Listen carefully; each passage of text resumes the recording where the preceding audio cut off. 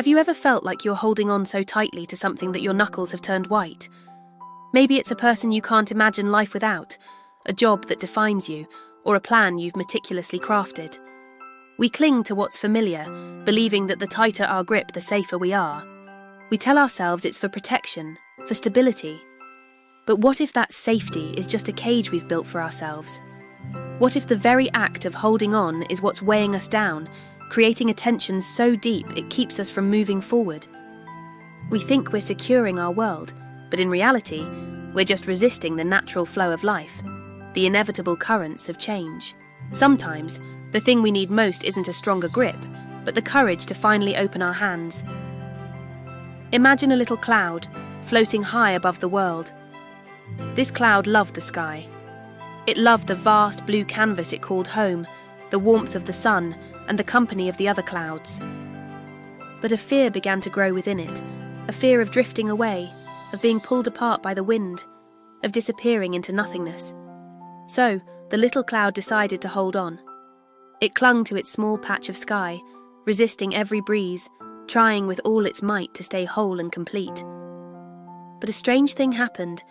The more it resisted, the denser it became. The moisture it was holding onto so desperately made it heavy, and soon it could no longer float with the effortless grace it once had. It was stuck, weighed down by the very thing it was trying to protect. It had become a prisoner of its own fear, slowly sinking, losing the freedom that was once its nature.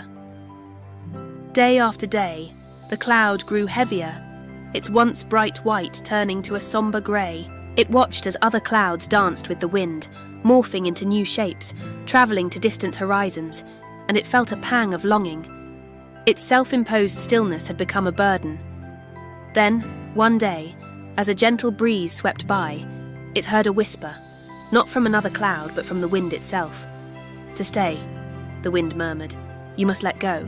To be part of the sky, you must be willing to leave it." The cloud didn't understand at first. It seemed like a paradox. How could letting go keep it from disappearing? But it was tired, so tired of fighting.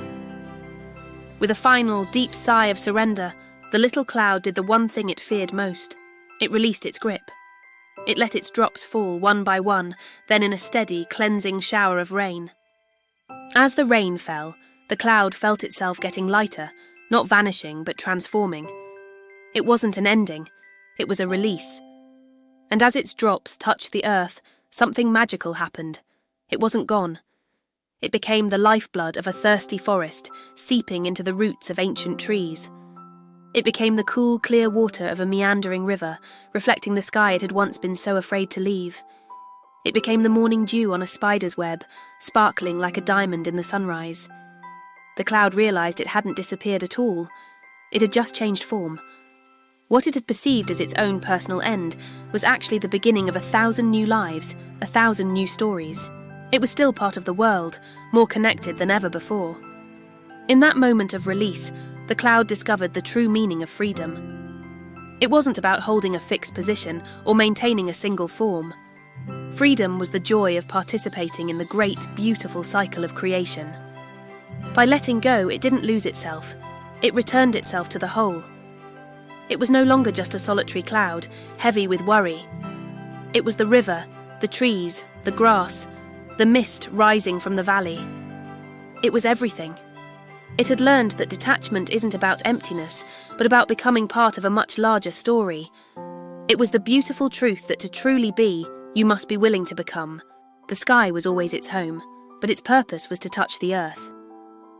This story isn't just about a cloud, it's about you. It's about me. It's about our very human instinct to hold on. We grip our past, our identities, our expectations for the future, thinking that's how we stay safe. But freedom isn't found in the grip. It's found in the space just after we let go.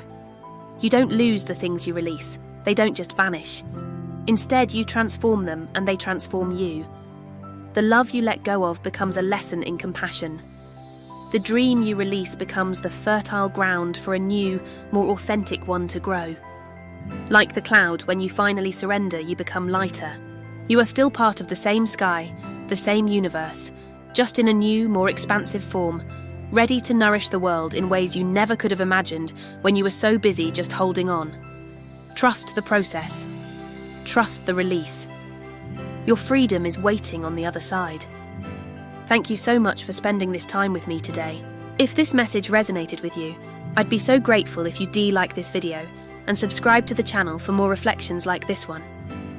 Take care, and remember to be gentle with yourself.